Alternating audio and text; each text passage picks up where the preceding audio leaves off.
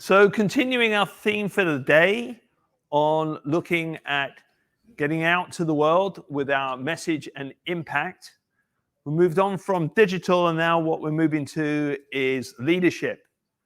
How is it that we can both inform and shape the narrative that's taking place externally with regards to how leadership needs to change and evolve in society in order to land us in a better place collectively?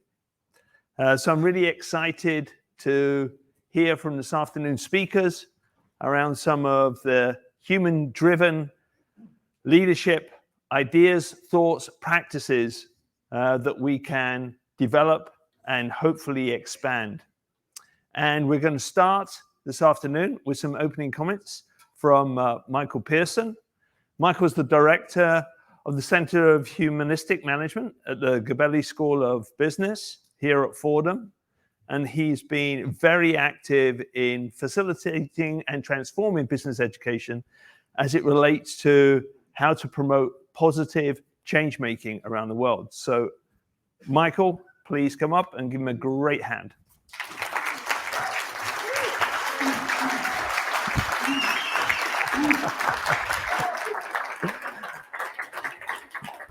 That's very sweet, thank you. I feel welcome. It's a great privilege to be here with you.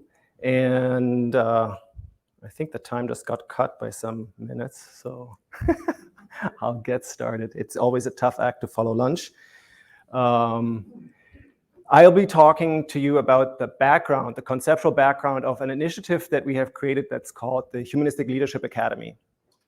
And that's a collaboration between a number of institutions, Ashoka U, the International Association of Jesuit Business Schools, Barry Wehmiller Corporation, and UN Prime as well, and many others.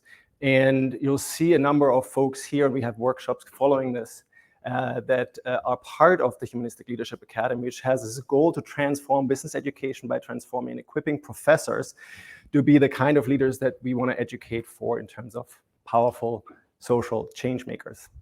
And that's what I'm giving you a little bit of a background on. I can probably go rather fast. We all know that we're facing massive challenges that are disruptive. And from poverty to AI, we heard massive environmental challenges that get us potentially to near-term human extinction.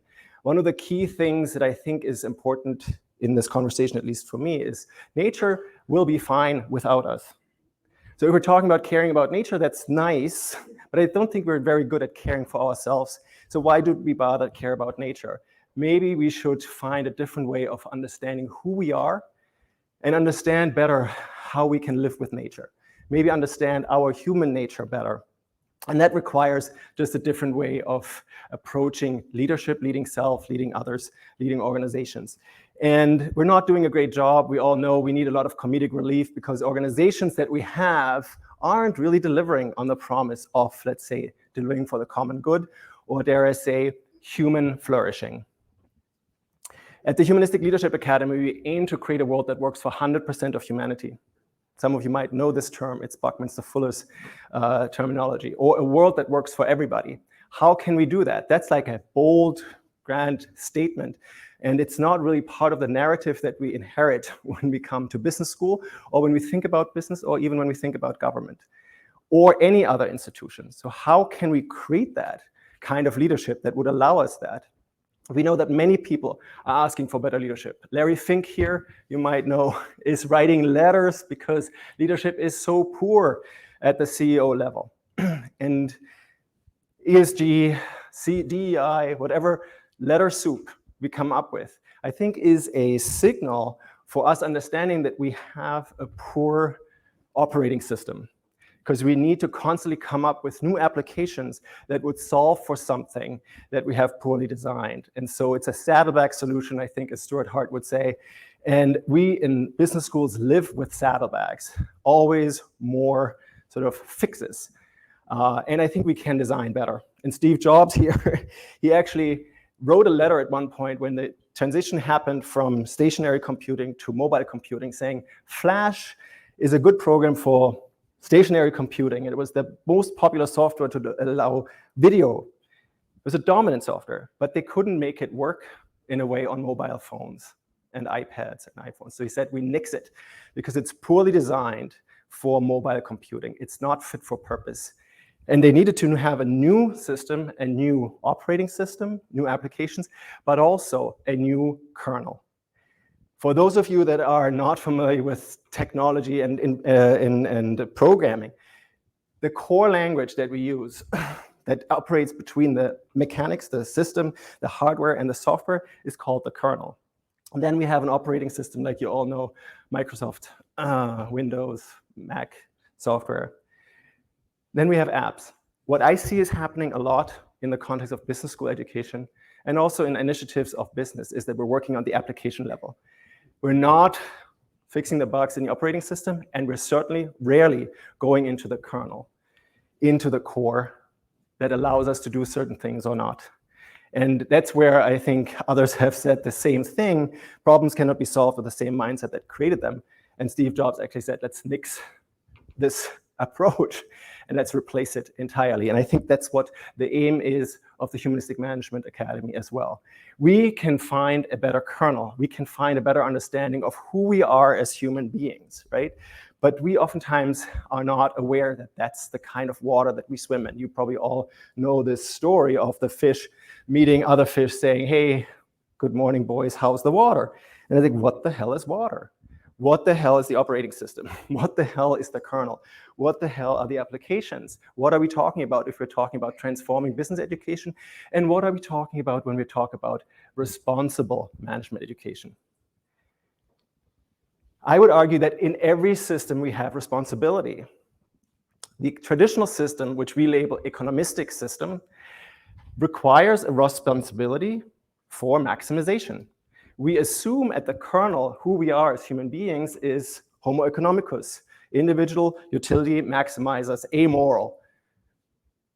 So maximization is responsibility at the individual level, at the team level, at the organization level, at societal level, GDP, profit, shareholder value, income.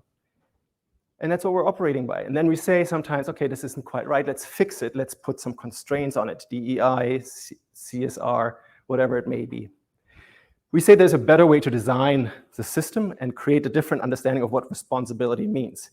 Responsibility is a way to create a world that works for everyone, to be in a safe and just operating zone for humanity. That's something borrowed from Kate Raworth and donut economics. And we're using these kind of images here, the triangular sandwich as the traditional image for the operating system of maximization as responsibility. We're teaching that. I don't think anybody ever said we're teaching irresponsible management, right? But I think that's what we mean. We mean that what we're talking about, responsibility and maximization, is not what works. So what we're saying in the context of the humanistic model is we have two constraints or two conditions that we want to recognize. One is that there are planetary boundaries, for sure. Growth can't be forever. We know that our nature tells us if we have a certain weight, we're not healthy. We will die. So seems nature works. And we also have some basic minimum needs, social needs, human needs. We call them dignity needs. Minimum needs for us to feel fundamentally human. And if we use that as an operating system, I think we need to also be careful in terms of understanding what does this operating system run on? What's the kernel? And that kernel, I argue, is our understanding of human nature. And we have bought into an understanding of human nature that's assumption-based, and it's partially accurate. Homo economicus is a psychopath. They exist, 1 to 4% in the population are supposed to be psychopathic. But we seem to elevate them to positions of responsibility where they have outsized power because we designed for that. We assume that that is the person, and then we create systems where we elevate that type of behavior. And we see the result of it in current day life.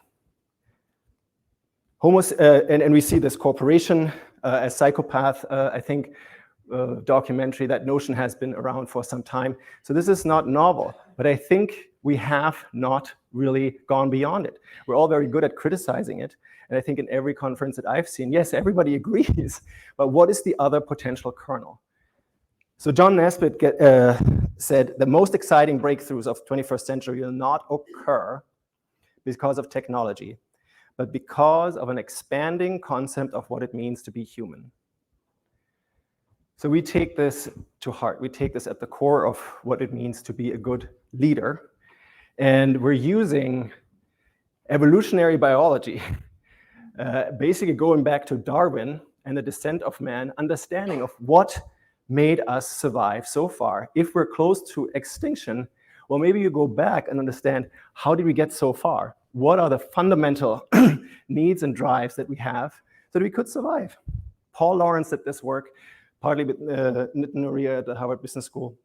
And he says there are 4 drives: the drive to acquire things that we need, the drive to defend those, the drive to bond, which is a social need to trust one another and to collaborate, and the drive to comprehend. I don't have that much time to go into that, but the transitions sort of match from Homo habilis to Homo erectus when we left the forests that protected us to be basically in the savannah, and we needed to collaborate. And that is the time when we formed tribes. We got fire. Fire helped us. Fire helped us basically to outsource the digestive process. Yes, and chimpanzees and others, they spend 15 hours a day to digest. We don't do that. But the energy that we saved went into brain growth. And that brain developed over and over. And that brain became a social brain to help us connect with one another, to be fundamentally social, as E.O. Wilson says. We do not recognize that fundamental sociality. We violate it through the design with Homo economicus that is supposedly asocial. But Paul Lawrence says it's an independent drive to bond. And then there's an independent drive that got us to be Homo sapiens. And it's a drive to comprehend, make sense of the world, ask the question, why are we here? Why am I doing what I'm doing? And we see many evidences of that occurring in the transition from Homo erectus to Homo sapiens. We see meaning-making systems emerge in all cultures, religions. We know games, Sudoku, they help us do something. There's no other end than just sort of completing something. Or Trivial Pursuit, a very, very powerful and popular game, right? There's no ultimate purpose. There's no purpose to make more money or something. It's just like we like trivia. That's an independent drive that we get rewarded for, according to Paul. So we have those independent drives, and I think the key piece here for the operating system is that it's not about maximizing either one of them. But it's a balance of those 4 drives. That's what allowed us to survive. And then when we flourish, all the evidence showcases it's actually a balance of these 4 drives as well. This narrative allows us to understand that, yes, we have economic needs. It's not like this either or, non-profit or for-profit. It's actually, yes, we want to acquire certain things that we need for survival, but that's not all. We need to attend to our social needs. We need to attend to our psychological safety and physical safety needs, which we don't do well. And we need to attend to our purpose needs. But we don't want to maximize either of them. This evolutionary biology insight matches very much with the humanities, with the insight of ancient wisdom traditions. I'm not going to go too much into that now, but I'll just share with you that when we go back to this notion of the operating system, dignity at the core, mattering, valuing intrinsic value. Because the market system only knows extrinsic value. And that's helpful. But if we want to shift to what matters to us deeply, we also need to account for those things that are not part of the market, that cannot be exchanged. And that's very hard. That's where leadership comes in, because it's not just a cost-benefit analysis. This resonates, this notion of dignity, with many, like those things that are intrinsically valuable. This is one of the longest running ad campaigns. It basically reformulates Immanuel Kant. I'm gonna skip the next pieces, but I want to just make sure that you understand. There is a kernel that is different in terms of how we are understanding our humanity. There is a operating system that says we want to protect the dignity of that which is intrinsically valuable. And we want to manage so that we create a world that works for everybody within the planetary boundaries. Companies do that. This is something that you can intuit. We will hear from some of the company leaders later, Bob Chapman of Barry Wehmiller. So you see also that these leaders exist. And I invite you all, if you're interested and excited, to know more about this approach to leadership and how we can develop ourselves as those people, but also how can we teach more effectively to our workshop that's happening at 2:40 to 3:30, and then also on Friday and tomorrow there are some selected sessions. Can I just ask everybody that's involved in the Humanistic Leadership Academy just stand up? So for those that are interested, please feel free to reach out. Thank you.